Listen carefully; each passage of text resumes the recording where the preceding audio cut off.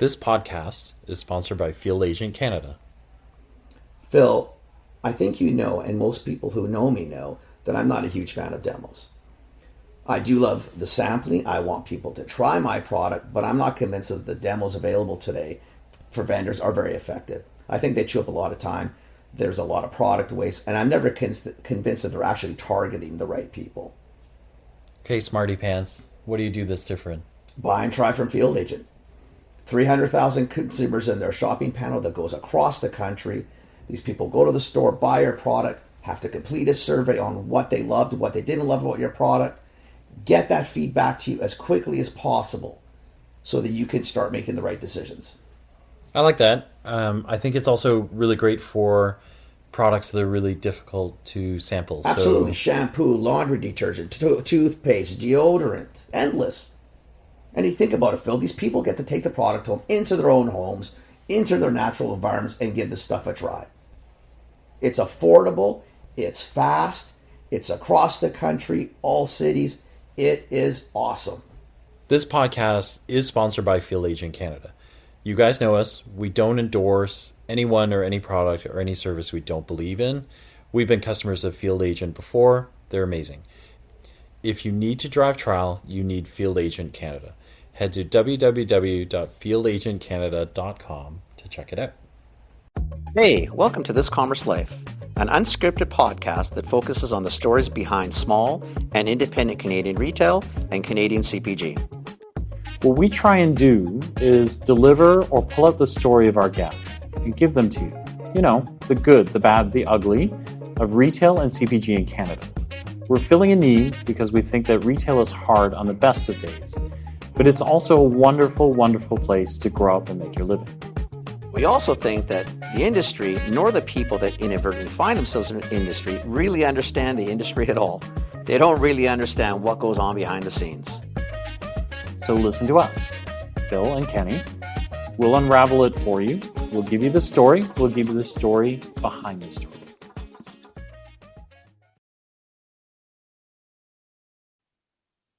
And anyway, went back to him like, oh, the pin's much longer. I just used like the last 4 digits, and yeah, apparently I should read a little better in the morning. Yeah. It's all good in the hood. Yeah. Yeah. Speaking of which, I'm in your hood today, Kenny. Where are you? Just, East Second and Nanaimo. Oh, you're really close. Yep, just down the street. Mm-hmm. So, had dinner at the Drive last night, so that was cool. Where'd you go? Havana. Well, Havana's is kind of nice. It's cool. It's got a cool vibe. Yeah, it has a good vibe. place. Had a couple of nice drinks there. Of course, I pitched the hot sauce to them. I said, "You guys should carry this one versus Cholula." So, And what'd they say? oh, they said manager I spoke with, she seemed quite down. They were going to present it, and I said, "I'll charge you the same price as they do." And it's just about advertising, and she's like, "Yeah, it's great." So the staff tried them, and I left a few bottles there for them. So. I'm looking at your shelf shots. They're Shelf shots, good. nice, dude. Yeah, it looks good. Yeah, we definitely made a much different impact now. I just recently was in a farm store that I had set up, and I had the old branding there, and I dropped off some of the new stuff. And I was in speaking with the owner, and I watched a customer walk in, was walking past the shelf, stopped, turned around, went back, grabbed one of the new bottles with the new branding, picked it up, looked at it, walked over and bought it. Yeehaw. You know what? So look how So- clear. Look how clear it tells you what it is. Yeah. Yeah. Right. That's all you want. That's the whole purpose of the label. Yeah. Right. Really and truly, it's just tell me what I'm buying.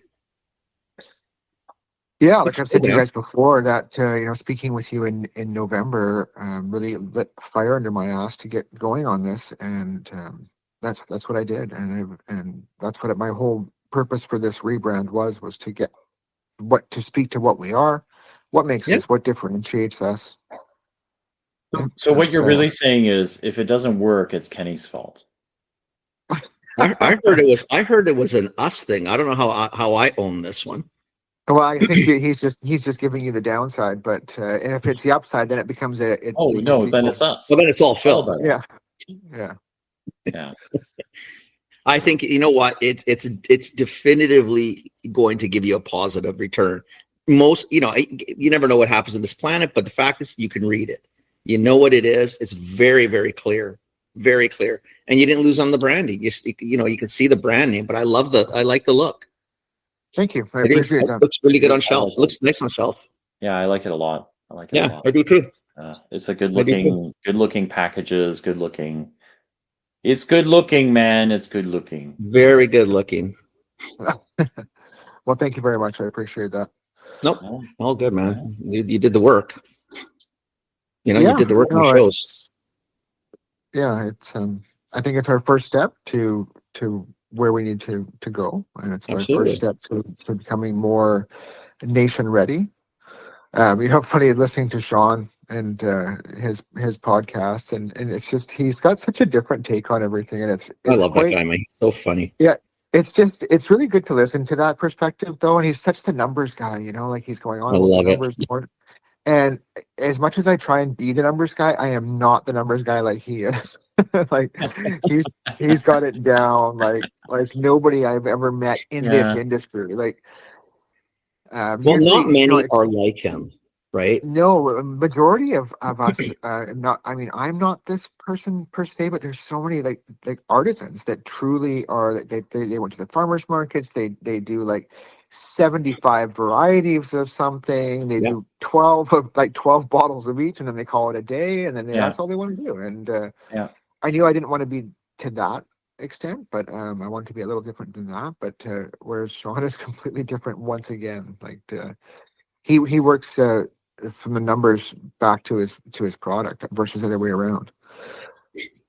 Which at the Yeah. end of the day, ultimately, it's the best way to do business.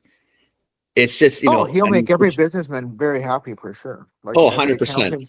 every accountant's going to be not unhappy with him, whereas with me they cringe. Well, that's not just you. That's a trait that floats around most of us. Sean is definitely in a bucket with very few people, in the sense that he is so in tune to every aspect of the numbers, which the whole point of the business is all about the numbers, right? Yeah. Yeah. I mean, Well, except, I like the passion that we have in ours. It's different, right? It's just a different play. It is for sure, and entering this world from where I came is completely different, and it's very interesting for sure, and just the different types of people that I've met, and with the industry and the way things are going, I quite find it quite fascinating. I do too. I think it's a lot of fun. I think it's a lot of fun. So where did you come from before? What did you do? What were you doing? Let's do a quick intro. So, I was going to do an intro. We've got, because I just feel like this has got the potential to go for a bit. So, we've got Kyle Schumacher on with us. He runs Caliente Hot Sauce Company. And as you've heard, like we've known Kyle a while now, and kind of love what he does. Great product. Great product. He's an entrepreneur at heart, but really kind of committed to growing and changing. So we love that. So Kenny, now ask your question, and Kyle, we're glad we're glad you're on the podcast. I forgot my Well, thank question. you. I'm happy to be here. I think it was more about the origins. Kenny was sort of Well, because we were saying that you did. It sounds like you didn't come from the industry. So like, no, not whatsoever. I was always a trades guy, so I finished high school, got into automotive mechanics. So I started out in that career, and the fellow who I was apprenticing under, he said, "Get the hell out of this trade. It's a dirty, thankless trade." And a few years in, I thought, okay, well, I listened, and then I was actually working on the side for a fellow doing some heavy duty mechanics. And he said, "Hey, do you want to run a molder?" And I said, I don't know what a molder is." And he said, "Well, it's this like wood machinery that makes different shapes and whatnot." And I was like, "Okay, that sounds interesting." So I love the science side of things, and I like the mathematical measurement side of things. Anyway, got into running this machinery called molders and planers, and got into the mill industry. And then from there went into log home manufacturing for machine log homes. Worked for one of the largest log home manufacturers in North America at the time, as a Bigfoot Log Homes. That was a Japanese-owned company that At one time, we did, I think, 900 containers were going to Japan per year. Wow. It was based in the Schumacher, based in Salmon Arm. Yeah. Anyway, I worked for them for 17 years, and with them, I learned a lot about manufacturing and efficiencies. Did my lean bronze, was Society of Manufacturing Engineers. Met some great people doing that program. Got my steam engineering ticket, and I just worked doing the trades, and I really enjoyed that line of work. In 2015, I was going through some personal stuff. I went through a divorce, and when I was doing that, I was actually in culinary school just because I wanted to learn more about the science of cooking, because I always had loved cooking. And I had thought about making a business with soups and sauces, or just something a bit different, something to show my kind of artistic side, because my artistic side was either building something with steel or cooking. And Yeah, they're my almost the dad, same. yeah, they're almost the same. Yeah, it's Yeah, very pretty similar. close. I mean, I see the connection, right? Yeah. Okay. Yeah. Yeah. I actually do see Yeah. the connection. I actually understand that one. Really? Like Well, I I'm can't not draw. being jokey Really? about it. I actually understand it. It's about creation, right? Materials are different, but I would say the Yeah. materials are a tad different. I would say the process is different. The feel is different. Like, come on, you two. It's not even in the same world. no, it's totally the same. Like what are you talking about? Jesus, Like Murphy. when you are, but the creation process is the same. You're still looking at They're always right. the creation process is the same. A lot of, but come on, that's a little. No, I see it. I see it. Kyle, I see it.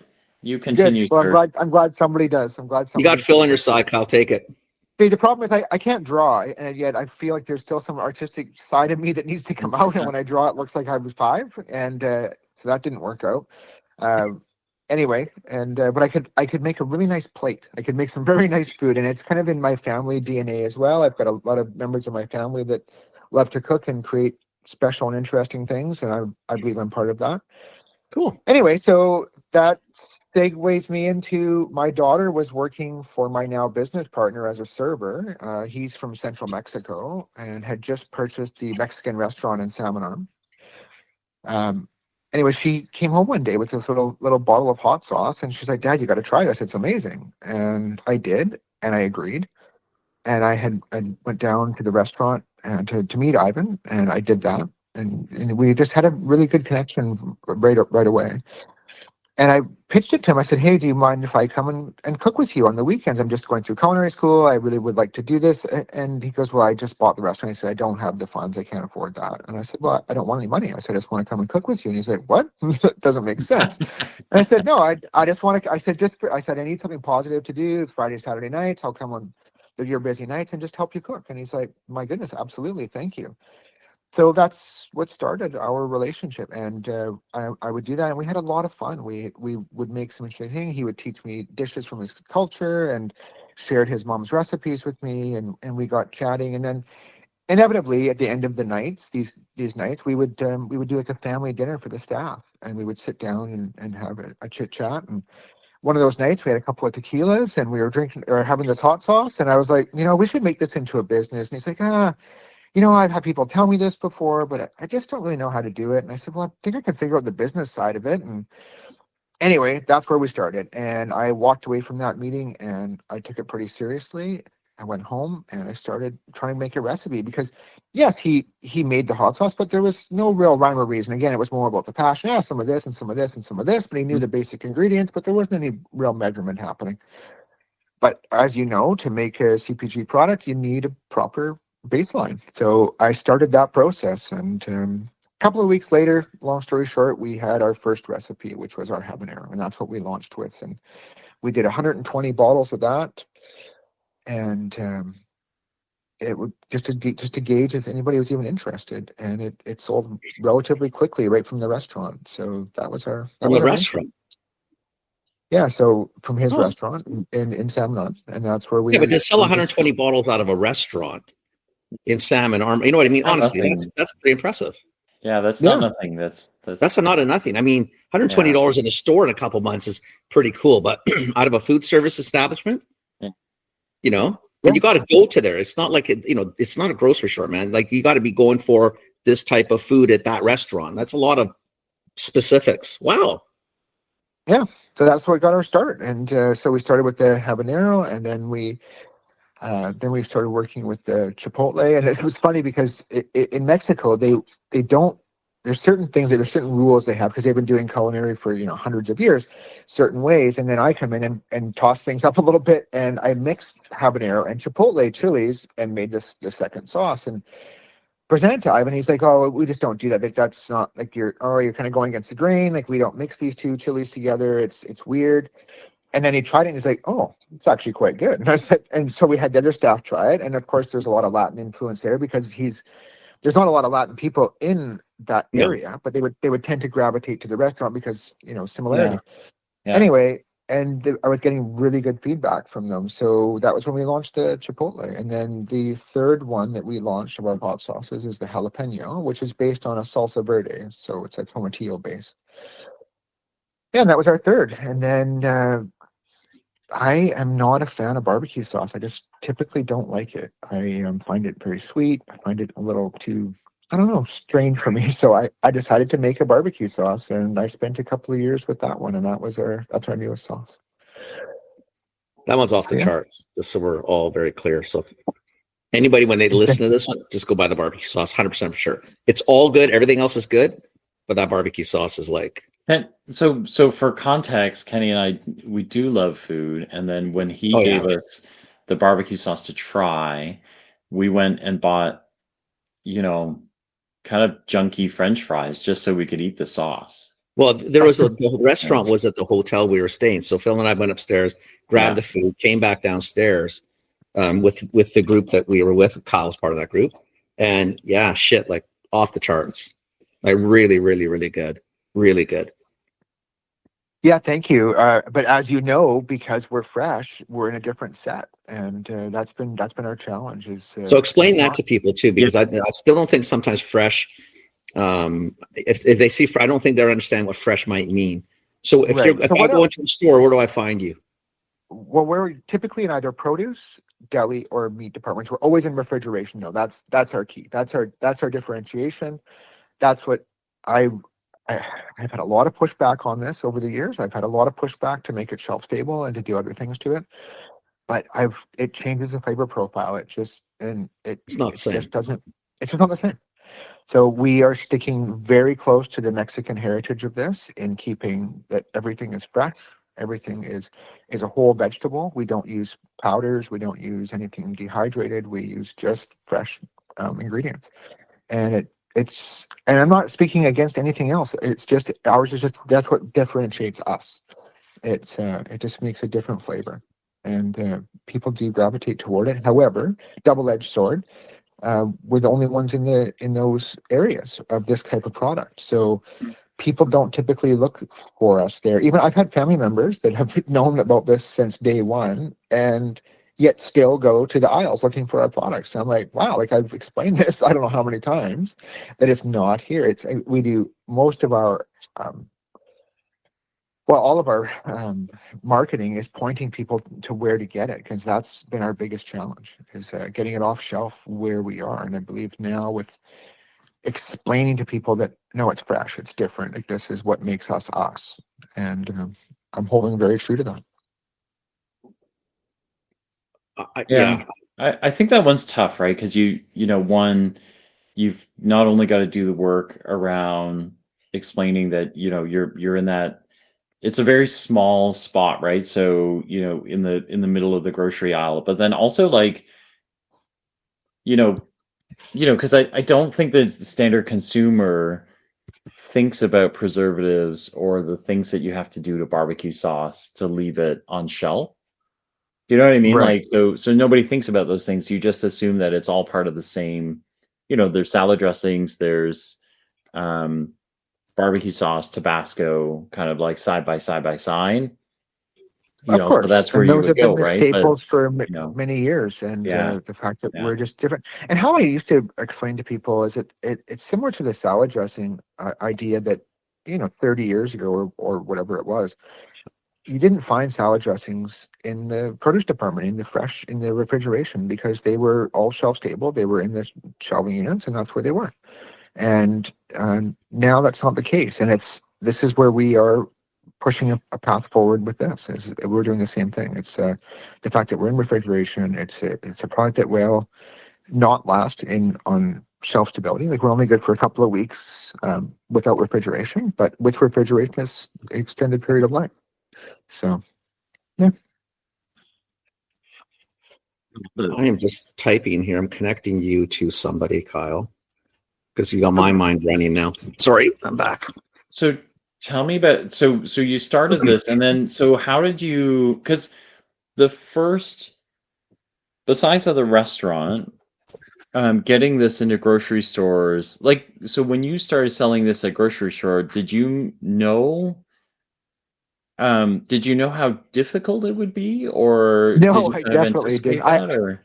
I was so naive to this part.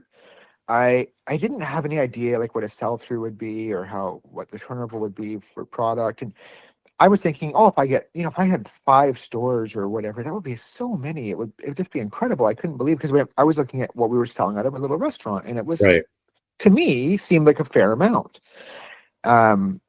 Anyhow, I learned very quickly that when you step out of your comfort zone, like as in the restaurant, everybody knows who we are. We can explain to people, oh, it's here. You can try it on the table. People, it's very simple. When you start getting onto a shelf, especially into a refrigerated shelf, people don't know what it is. And in the very beginning, I was really caught up in the look of the product as well. So I first marketed it in a 375 ml ice wine bottle because I thought it looked really classy. And the first labels I did on my iPad, and I mean, it was very. When I look back now, it's like, wow, we've definitely come a long way. And I soon realized that these things are completely impractical, and it wasn't ever going to scale the way it was. But it Yeah. taught me a lot. And we started with a little store out in Blind Bay, in Shuswap, and he looked at the bottle, like the store manager at the time looked at the bottle, and he looked at the product, and he's like, oh, this is interesting. And yeah, I'll try. I'll take a case. I'll give it a go. So he did. And I was like, oh, wow. So we got a store. That's great. And then I approached a farm market in Salmon Arm, and the owner spoke with me directly, and he loves Mexican stuff, and he knew of the restaurant, and he's like, yeah, I'll take it. And that was Brad DeMille at the Mills, and he was our second store. And then it just went from there. And then there was a local grocery chain, Askew's, and they've got a number of stores in the Shuswap, Okanagan. And then they took it on, and it was like, wow, this is actually going somewhere. And so then the problem started to be, okay, well, our manufacturing isn't great, because our manufacturing was Ivan and I after shift at the restaurant, after I had worked a full day at my job and he had done the restaurant. So we'd be making hot sauce between 10 and like 1 a.m. Yeah. every day, just trying to keep, a few cases in this fridge that we bought downstairs. I said, okay, we have to keep at least 4 cases down there all the time, so I can then afterward go sell and do my thing. And I knew very early on that this was not going to be the answer, that we had to figure out other means of manufacture, and so that we could still run our other lives. Because it wasn't my full-time gig, and his full-time gig was the restaurant, and he was working 16 hours a day doing that. So because in the restaurant life is a whole other animal. We'll be right back. Hey guys, a little mid-roll call out for our special guests, or special supporters, I should say, of the podcast. Phil and I would love to acknowledge LeBeau Excel Sales and Marketing, our friends Matt and his team. They're an amazing, award-winning Canadian brokerage. They represent top brands in both the conventional and the natural channels, and all sub-channels within. So they do food, they do drug, they do grocery, they do independent, they do natural. Like, these guys are everywhere, and they've been doing it for a long time. Awesome people, really great to work with, and you can feel really, really comfortable using them. Doesn't matter the size of the retailer. These are just classy people, class acts. They've got a national team, a team that has really deep knowledge of all sorts of things, certifications. They understand gluten-free, organic, non-GMO, vegan, supplements, and HABA. LeBeau Excel, really brings meaningful value to both retailers and category managers. That's important when you're looking for a brokerage. Just a really well-rounded group. They do everything from food to HABA, which you really don't find a lot of these days out there. You don't find groups that can actually manage all those sides. So I just really cool people, and they just do all the cool categories across conventional and super strong in natural health. Super strong. I think the other thing about this team that's kind of cool is when you've got such deep knowledge, in retail channels and segments and subsegments. One of the other things that makes them an award-winning team is they don't rest there. They are into they've invested heavily, and they're into technology as well. Obviously now we don't go anywhere without talking about AI. But these guys have spent a lot of time integrating technology, AI, scan data they buy. They pair it with advanced reporting tools, so they're able to give you smarter insights and a strategic edge in the market. They're making data-based decisions, and they can come to you with recommendations based on that data. So, you're getting on one side a really experienced team that understands the industries that you got to get into, and then that team is now using data, and lots of data automation, AI, to help you make stronger decisions. So a really strong brokerage that you should be thinking about if you're looking for brokerage.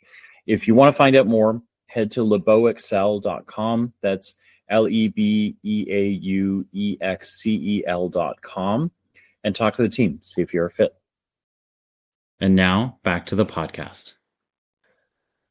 Yeah, so that was. What were you still doing at the time? Like, so you're now making this stuff at night, and then You're still doing the I was trade still stuff? working at the log home place, and I was, Oh. so my shift there was 6 to 3 basically, and depending on what other machinery needed to be repaired or fixed or maintenance schedules, and I mean my schedule varied quite a bit. So anyway, Makes it I tough to wasn't. run a CPG business, eh? It does, yeah. So I'm trying to do it on the weekends, and then you know how that works out because you're working all week at your 9 to 5, and then you're working being butter weekends around all trying to the do. time. Yeah. And I looked at different ways that people were doing things and starting and launching businesses, and very early on, because I knew my time was finite, I didn't do the farmers market route. I know that's where most people start, and then they grow from there. Yeah. What I decided to do was I would do, sorry, Kenny, but I would do in-store demos, All and good. that's how I spent my hours. That were like my marketing hours were doing that. And I started still remember our very first one we did. Ivan helped me, and we had these big elaborate tables set up, and we did these chicken tacos, and it was really an elaborate affair, and the costing was out the window, and we only sold, I think, I don't know, maybe 10 bottles or something. Like, it wasn't a lot, but trying people to try these chicken tacos, and then we had all these allergy things, and then so that taught us though, okay, well, this is not going to be the way either. And anyway, Kenny's so what we laughing at you a little bit right now. I'm just saying. No, Just a little. I get it. Just a little. Mostly because that's the reason I always hesitate, because you learn that any given day you could have 100 people super excited, and another day nobody talks to you. You know what I mean? Like, it's just weird. Or less, yeah. Demoing's just 100%. That's the truth. But you learn stuff. I mean, I guess if you skip a farmer's market concept, right? Well, the reason I would like the demo specifically in your situation is, especially if you're doing it, it's market research, which what Phil and I will typically say, even with farmers markets, sometimes you may not sell a lot, but the amount of conversation, and people are really honest in those places. Do you know what I mean? Like, they'll tell you straight goods, what they think, what they feel, what it's worth, blah, blah, blah, blah, blah. So you get some really, really valuable data, like really valuable. Which I'm sure you did. I'm sure you learned a lot. I mean, I don't like this. I don't like that. How about this? And then you got to be careful, because, you can go rabbit hole, all day on that stuff too. For sure. And I was trying to, extrapolate the data that I was receiving, and it was quite interesting. And one of the biggest things I found was with the packaging, because our first packaging was pretty lackluster at best. And people just didn't understand it. We had too much on there. It was too busy. I was trying to say too many things. And I do have a propensity to do such a thing like that. So I had to scale it back, and okay, so what makes us us? And then I had a good friend of mine who runs a consulting company, and he one time he just said, like, can you explain this to me with the regarding the packaging? And I said, oh, okay, well, it's, such and such. And he goes, okay, the fact that you have to explain that to me is a problem. Yeah, it's tough. Yeah, you should never have to explain your packaging, because if you do, then the customer doesn't understand it. Right. And I was And like, you're wow, not there. You're not at the store in front of the shelf in every store all the time. absolutely. Right? So, And yeah, no, so it was some really good advice, and that was what led us to, well, our now last generation of packaging. But it was a good start, because our first generation was like, it was very falling into the niche of the barn, the barn wood in the background and all this other stuff. 'Cause I was trying to like dig back to roots, but that's not really the roots of Central Mexico. So I was kind of conflicted with no, what I was trying to say. Yeah. that sounds like the shoe swap. Yeah, exactly. Yeah, Not quite we're Mexico, my melding boy. we're melding cultures. So All good to meld, but not quite Mexico. that's right.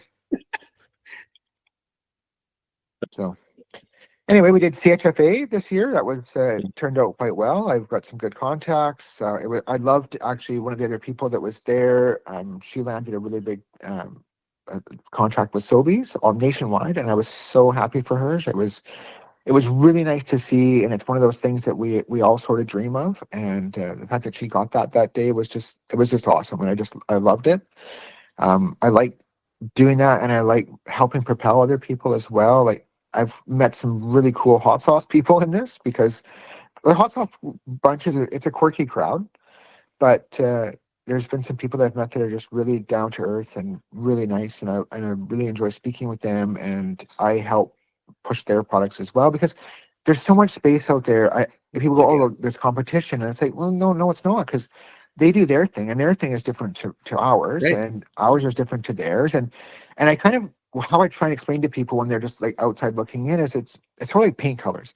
You don't necessarily want a red or a gray or a blue or a whatever. You might want to have all those colors, and so that's kind of how we are in the fridge. Myself, I've got 7 or 10 different brands in my fridge of different hot sauces, because I enjoy all kinds of different flavors. I like Right. Caribbean flavors. I like more North American swings on things. The Mexican stuff, or Belize. I don't know. There's a lot of world out there that we can help each other. I think is a much better way to go. Your perspective is nice, because we can be competitive, but it doesn't necessarily mean you have to be cutthroat. The beauty of these categories are, as many hot sauces as there are, clearly the market is okay with it, because you see many of these brands for a duration of time, which in theory means it's probably selling. I mean, you'd have to assume that, right? But it's much healthier to understand that sometimes the more that's there, that means the market is robust and is capable of supporting it. So it doesn't hurt you. Absolutely. And that's For you, it'd be almost nice if you had some competition in the refrigerated set, just to drive even that many more eyeballs. I don't want you to have that bigger right now. footprint. You know what I mean? Yeah. Well, and I have had here and there. There's been the odd person that's come in and then sort of faded away into that set. But I've always encouraged. I even face their products and make it look good, because I think it's good to have that, and I welcome it. And again, they're different flavors, so it's like anything. You don't necessarily want to have the same thing every day. So, and I'm totally good with that. I think it's great. I mean, of course, I'm more than thrilled when I see that somebody's purchased our product. It makes me super happy. I love it. I love going to a grocery store and you see your product in somebody's buggy. Or Yeah. I'm a big motorcycle guy. I love motorcycles. I have 3 different styles of motorcycles. I just like, it's one of my things. What do you got? I've got a 252 throat dirt bike. I've got a 700cc adventure bike and a 1300cc sport bike. And I've been riding since I was 5 years of age, and it's my Zen time. It's when I can just go and be free and not worry about the world. And anyway, which leads me to my story. I was in the middle of Saskatchewan in January this year, and of course I see a little motorcycle shop, so I've got to stop. And I get out of the truck and I'm walking toward the store, and a woman jumps out of her vehicle and she's like, "Hey, do you work for Caliente Hot Sauce?" And I said, "Well, I said I own it. It's my company." I said, "I own it." And she's like, "Oh my goodness, I just love that brand. And I said, oh, wow. I said, that's really cool. I said, where did you see it? And she goes, oh, I buy it at Save On Foods here in the local store here. And I said, well, it's amazing. Thank you so much. And she just she talked to me for 5 minutes about how much she loved it and it was so different. And I mean, things like that How really, did she I know mean, you? she Yeah. didn't. She just saw that she saw the logos on the truck. Oh, So she saw the logos on I'm the truck and thinking, then she come just on, asked buddy, if that's I had, bizarre. That's awesome. yeah, yeah. No, it was really cool. And I've had that a few different times on places when they see the logos on the truck and they ask me what the business and it just makes you feel super cool. Like, it just makes you feel really good. It's nice. Well, it's nice when you can make a connection with somebody without knowing them, right? Via For sure. something that you've created, which is pretty neat. Yeah, it It's a is bit for sure. surreal, right? Like they're going home and they're putting their sauce on their food. Like that's It's pretty you know, intimate in a lot of ways, that's right? That pretty you're intimate you're in a in lot of their ways. world, like Yeah, literally in their space, yeah, yeah. Yeah. and making it a I've had positive thing where she's going to stop you in a freaking parking lot in the middle of January in Saskatchewan. exactly, and that was and I'm in the middle of nowhere, and so I had some barbecue sauce with me because that's not in Save On Foods, and I gave her one, and she was like, the smile, you couldn't wipe it off of her face. She was so That's happy to awesome. get that, and yeah, no, I love that sort of thing. It's that's the kind of stuff that keeps you going from the days when Yeah, you're the opposite end, right? So yeah, totally. Can I ask you about along your journey, and I think you got it a little bit from us too when we first met you, is as amazing as our industry is, we have some biases, right? So when you started making the fresh stuff, did you get a lot of pushback on people kind of going, it's not done that way, you need to pasteurize it, or you need to Vinegar throw or a whatever. boatload of vinegar in it to kind of like tone it down, those sort of things? yes, I would say 95% of people push back hard, and it just took perseverance. And I think where our breakthrough came through was I got it. I got into the Save On program, the local program, and but then they had listed it with grocery. And the first store I got into, I walked into the store because I had agreed to do a demo with this first store, and I was so excited. Like, it was a big deal. I did the butterflies and the whole thing because this is now Save On Foods. This is the big times, right? And I go in there and they had it in the shelves, and I'm like, oh no, oh no, like, oh no. So I went over and I spoke with them, and they're like, oh, we didn't know it. So then they didn't know where to put it because now it's in a grocery set and they didn't know where to put it. So then they're like, well, we'll put it over by the milk. I'm like, oh, I don't know how that's going to work out because they're like, well, we can't put it in deli because that's their department. We can't put it in produce, that's their department. They didn't know where to put it. And so it was a bit of a conundrum that day. And anyway, what I had done then is I contacted the head office, and I managed to get it changed over to the produce department because I started approaching produce managers and asking if they would take it. And because the way that things are configured, it's not the way it works. So, and of course, me being brand new to this, I don't know I just figure it's a store, right? It's all the same. Well, no, it's not the same. They're all different departments. Anyhow, I managed to get it changed over to the produce department, and I started selling it into produce departments at Save On Foods because that was the deal. When you're in the local program, you go and approach the manager. If they want it, they do, and if they don't, they don't. And you thank them and you go on your way. Well, I was having some pretty good success, and I got into about 54, 55 stores myself, and I was managing those stores directly. And then one day I get this phone call from head office, and it was the assistant of the category manager, and he's like, I need to come in and speak with the category manager next week. And I said, oh, okay, well, I said, I've got a couple of demos planned. Can we move it to this day? And he's like, no, I suggest you come in on this day. And I'm like, all right, I'll do that.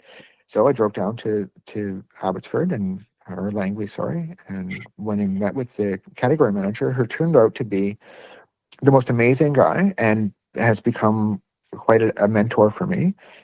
Anyway, but he was very direct, and he sat me down and he's like, all right, so I'm the category manager for this department, and you somehow got your product into my department, and I don't know how. So can you please explain that to me? Yeah, So I stop did. fucking around with my department. Like, what the? Yeah, basically, but in a nicer way than that. But yeah, he was very Yeah. direct about it. And anyhow, I said, yeah, well, this is how I did it, and I explained who I spoke with and how I got it done and what I was doing. And he's like, okay, well, I see your sales are actually quite good. He says, and you're in, this many stores, and your sell through is this, and he had all the data. And I said, yeah. And he goes, well, who's managing that for you, and who's doing your deliveries, and who's your? And I said, well, I'm doing that. And he said, no, but like, all the stores, because you're talking about Vancouver Island and the Lower Mainland and the interior and up Yeah. to 100 Mile, and I said, yeah, that's me.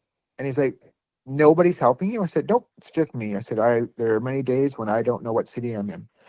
And he's like, oh, well, that's really impressive. He goes, that actually, I'm quite surprised that you're doing this all yourself.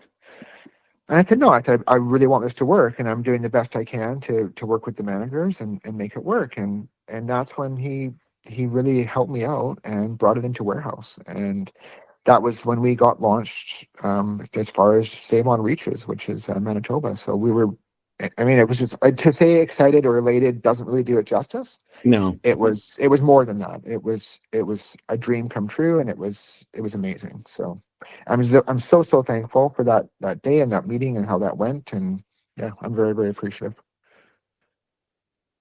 Yeah, I mean, because I could have gone either way. I mean, you get Oh, called in because they're 100%. saying, buddy, you're taking up space. Those are my sales. And you bought Right. them in a different department. Why would I, like you're taking real estate, man. And how I approached it with the produce managers is I would go in and now produce managers, obviously they probably have the most shrink. Maybe meat departments have more. I'm not really sure. I don't know the data on either. Produce is high, But really high. produce is definitely high. Yeah. And I noticed that they were shrinking a lot of Thai chilies and habaneros. So I would speak with the managers and say, now, if you just make your set a little smaller with the Thai chilies and the habaneros, because you're throwing so many away, but you need to have them because customers obviously want them. If you just shrink those up a little bit, and you can put our stuff right beside, and then people have an option that is a spicy product that is going to last you months and months before it needs to be shrunk. And I said, you probably won't have any shrink with it. Anyway, that was a good pitch, and they liked it. And the produce managers start putting it near the fresh chilies, and they were shrinking up their Thai chilies and habaneros because those were the ones that they were having to shrink quite often. And that was how we got our foothold there. Now we're not placed really there anymore, except for a couple of stores, but that was where we started, and it was a good segue into those. No, it's pretty cool. Because I remember the first time, like sort of where Phil started the question is, I remember the first time we met you, we would never tell you not to do it. But like when you weren't there and we're talking, we're thinking, Jesus Christ, this is a tough one, man. Because you're in a whole different world. Like it's really gray space or white space in that there's no hot sauces and barbecue sauces sort of in refrigerated and away from the 4-foot or 8-foot or 12-foot in some stores. Yeah. Of sort of sauces. Like that's a tough move because you're now trying to teach people to shop somewhere where they don't shop for this typically. Absolutely, 100%, and it still is. It's our biggest challenge for sure.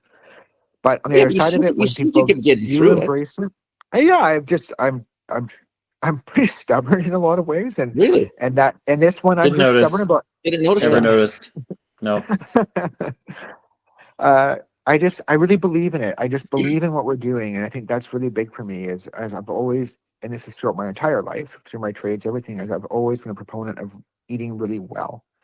And my dad taught me when I was young about food and stuff. Even though he was a dentist, but he loved to cook, and we used to travel a lot, and he would make dishes from the Caribbean or from France or from wherever, and we had all this really interesting food all the time as a kid, and he always taught us about eating well. I'd go to school with these elaborate lunches, and you'd see your friends with the peanut butter and jelly sandwich, and although that was fun, it was just not what I was used to.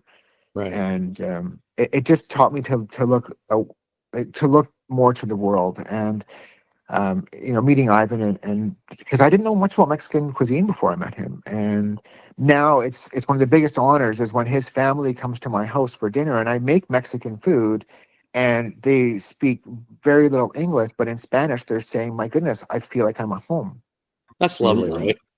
That's So pretty I cool. love that. It's No, that's pretty amazing. cool. So That's pretty Yeah. cool. That's well, very I mean, cool. you guys know that. I mean, food is like it's a unifier. It brings people Food is the together. binder, man. It's what Yeah, connects people and what brings people there and keeps them together. Like if we yeah, all Phil always say, if people just ate more together, we'd be a happier planet, 100% we would be. right? Because it does. It forces conversation and it can drop barriers. And I mean, it's just nice. Like being with people around a meal is a nice thing. Period. It's just nice. Yeah, I agree. Very, very. I wholeheartedly agree with that one. How many stores are you in right now, Kyle? We're just shy of 300. Nice, Wow. nice. And what's the next The next 6 months step look like? is, Next year look like? Where are we going? well, I really, really want to push east. I believe I'm truly ready for that now. Yeah. We've got our 4 sauces. Now have just brought out our new tortilla chips and tortillas. So that's another thing that we've done from the restaurant, and we started there. And that was getting feedback. Every demo I did, I would use our chips, and people were like, "Where can I buy these chips? They're amazing." And it's been a long process to figure out a place to manufacture those, because Right. it's, of course, you've got frying and all these other issues. But we've started that process now, and yes, we're limited in production. We can't go full cross country yet with those, but it will be, and I'm confident that we will be. It's really good. I'm super happy with what we've done, and I can also see where we're going, and that is east, and that is going across this country. I've got some roots in Nova Scotia. I was out there a couple of years ago, and met with people there, and I bought a bunch of product, and I was giving it to people and sampling it. And the Maritimers, they're really friendly. It was just lovely. They were so nice. I actually met one of my all-time mentors. I went to PEI and met Michael Smith, Chef Michael Oh yeah. Smith, Oh, Yeah. and cool. it was amazing. Yeah, he's a good chef. I like him. He's awesome, and I remember watching, like when I was quite a bit younger, watching Chef at Home with him, and watching all Yeah. these things he would make, I've got this big spice pantry, sort of like, nothing like his was, but just that kind of cool. Like, what do you feel like cooking today? And like, you just go in there and get this inspiration, and it was so cool because I was hoping to meet him, didn't know if I would meet him, and I did meet him, and we spoke for 10 minutes, and my fiance, she taped she in covertly taped our conversation, because she's like, "Oh, I know you're gonna love this, watching this later on." And I did, and then we kind of geeked out about hot sauce and barbecue sauce, and then he took me down into the spice room and showed me like all their fermentation process for all their hot sauces, and this was like a very this was just such a great moment, going down there and speaking with him and his hot sauce That's a people big there, deal. and I think one of the even after that, how that amazing that was, because it was a 2-day event. So we went there for the one day. We had dinner there. It was just amazing. It was like this feast and fire, and it was, you got to walk around his grounds and try everything. And then we stayed overnight at his hotel. And then the next day we went for breakfast, and he was there again on the writing on the chalkboard. And he actually came up to me and he's like, "Hey, I that barbecue sauce you gave me, I took it home last night and I made some pulled pork with it." And he said, "It was unreal. It was so delicious." He said, "Good job." Like, that to me was just meant so much. Come on, man. Like It's what hard to explain. how do you argue with that? That's amazing. Yeah, it was. You probably, there was air underneath my feet for about a week after that I meeting. It bet. was, Yeah. Yeah. yeah, it was pretty good. Pretty Oh cool, buddy wow. boy. Pretty Wow. cool. Yeah. So yeah, with what I'm trying to do, there's these 2 guys I'm working with, and hopefully we can figure something out to make my way east. I think what I love too though is in your process you kind of unlocked so many of the questions, right? Like cuz like often we see it where people just don't get it, right? Like they don't get it. So they land in store, they land in retail and then they tackle the questions, but like, you come east now and like the folks that you're targeting, you already have answers for here's how we think about refrigerated, here's how we think about fresh, here's how we think about being, here's what it could look like the picture, so for the audience, Kyle sent us some shots of his product embedded Like in shelf in a properly. grocery, on a shelf, with the right, shelf tags and a QR code. And, so all of a sudden now you go to retail out east and you go, listen, like I solved all that, right? So I actually know where it goes. Like I know where it This is how belongs. it's done now. This is it. Yeah. There's no I just questioning. think Don't worry it's about a, it. it's a Here's how big we do it. deal, right? So, Huge. things that you've solved. So you're If a you can smart sit with somebody, to Phil's point, and they ask you, it's never going to work. No, trust me. This is how it looks. It works. This is how Yeah. it does. Yeah. These are the stores we're in. Like all of a sudden, all right, because it's going to be. I'm sure. Kyle, you've done. It's weird for the first time. You're thinking, what refrigerated bar? I don't understand. What do you mean? Yeah. Right? No, Because it's not 100%. normal at this point. No, it's not. And I probably still get 2 emails a month where a customer has purchased a product, taken it home and put it in the cupboard, and then said, "Oh, it says on the bottle, always keep refrigerated." And I bought it in refrigeration. I didn't realize I had to stay in the fridge though. And I said, you know what? The best I can tell you is go to the sink, put a towel over it, and open it up. And if it doesn't explode, it's probably fine. But give it a smell. And I mean, so the problem is after a couple of weeks, it starts to ferment slowly, Yeah. and that's it. And that's a problem. So if it's done that, then it's definitely not good. Yeah, it's still an education thing, and we've again changed our packaging one more time a little bit to just really help highlight the refrigeration part, the fact that people are buying it in refrigeration, and we're doing our best to keep that education Buddy, aspect you're in going. a couple hundred stores. Clearly, it's working. So you just have to keep at it, right? And just keep at it. Your packaging is much better. It's cleaner, and like use the shelf talkers, use the QR codes. You come on things like this to show it. I mean, that's how it goes, right? It's all good. Thanks. It's a great product, really and truly. I know we tell you that a lot, but it's because we actually believe. I mean, it's a really good product. You do good work. Well, thank you. I appreciate that. I mean, I know in meeting you both in November, like that when you tried that one, like I could definitely tell that it was you felt Oh, it, totally. and you were fans, and that was a big deal to me. And anyway, it's I look forward to what's coming. I really do embrace it. I think that you get back what you put in, and I'm putting in a lot. I try and treat people very well, and I help promote other companies. And I will when I go into stores, I will face all the people that I know. If I go buy their products on the shelf, I will stop and face every one of them and bring them out. I'll send them photos. Hey, so I'm at this store. Your product's a bit low. You might want to contact them. And I think people really they appreciate that. Yeah, I would bet. I think that's very kind. Well, I think we can, like I said before, but it's near and dear to me is to help people. Well, why not? Right. Why not? Right. You guys are helping me. I mean, it's the more we do that worldwide, I mean, how much better of a place would this be? Absolutely, buddy boy. Absolutely. Amen to that. Amen to that. Absolutely. Kyle, sir, thank you for doing this. We appreciate it. Kyle, if people want to find you or the web, like if they want to learn more about the sauces, and then I'm assuming they would be able, you'll direct them to where to buy it. But where do they find you? Well, I mean, on the website, we don't have locations anymore because it's too hard to keep up with distribution. But we're in most of Western Canada. We're in all the Table and Foods in produce departments. We're up in the salad dressing set, so that's where all of our hot sauces are. In British Columbia, we are in Safeway, Thrifties as well. We're in Nestor's Markets, Bilo Foods. A number of different independent retailers, but we're always in refrigeration. So, and if you don't see us there, you can always ask. And if you're out of the area, we do online sales. Cool. And how do they find you on web? Pardon me, sorry? What's the web page? Caliente Hot Sauce Co.ca. Yeah. And awesome. That's us, and we're forever updating that because, as I was saying, we're updating our branding, we're doing photos. I actually just dropped off product this week to a friend and now professional photographer who I worked with for many years at the log home manufacturer. He was our senior draftsperson, and he pivoted into photography, and I pivoted into food. And anyway, he's going to do a bunch of our product photos for us this time, and I'm really happy about that. Very cool, buddy boy. Seriously, very cool.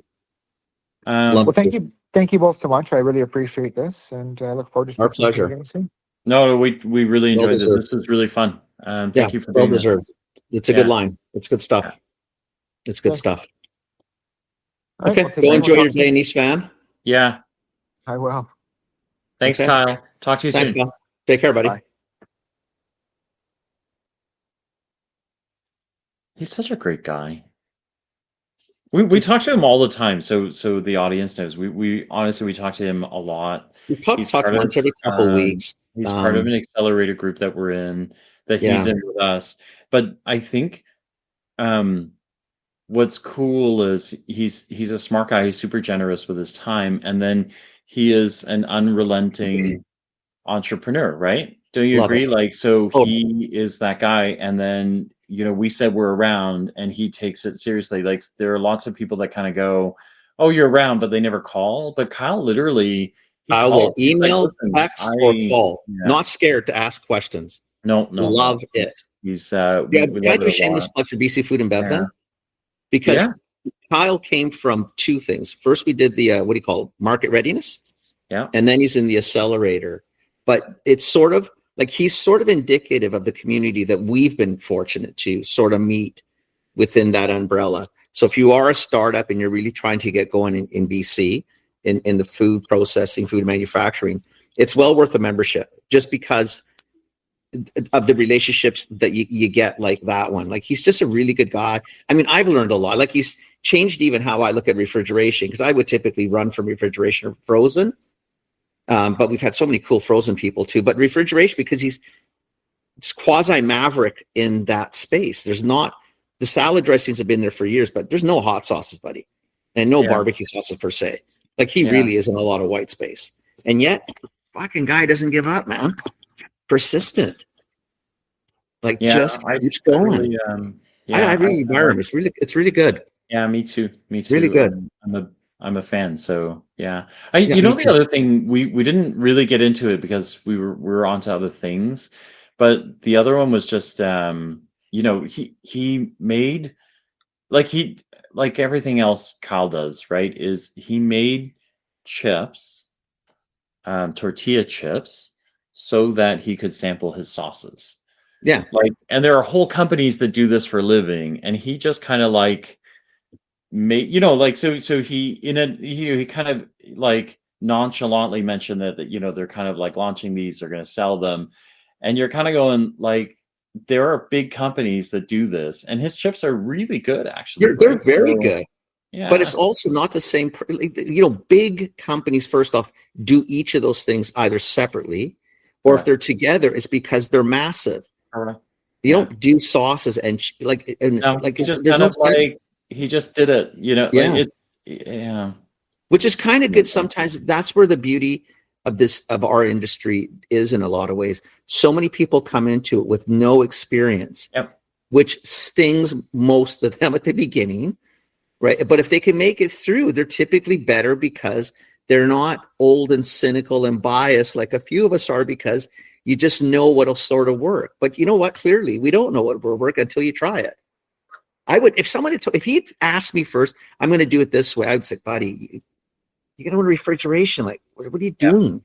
yeah, Like, it doesn't make any sense because you're going to be by yourself. So I would have probably discouraged him, and look at him, yeah, he's amazing, right? He's amazing. making a go of it. Anyway, that's Anyway, enough it's all good. fawning over Kyle. We're a Yeah. fan. We're Yeah. fans. And he's going to get his head's too big. That's no Yeah, worries. yeah, yeah, That's yeah. enough. All right, all right. Thanks for listening. Thanks for listening, everybody.